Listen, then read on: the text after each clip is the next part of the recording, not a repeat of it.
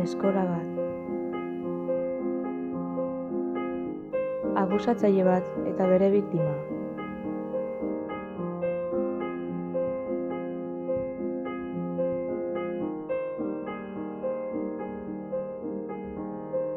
Biktimari laguntzen saiatzen zirenak.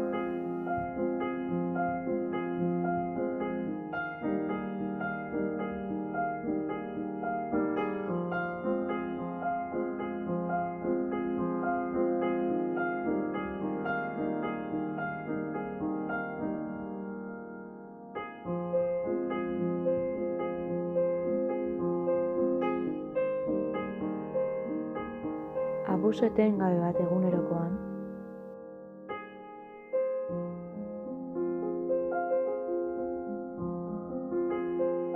Denborarekin okertzen zihoana.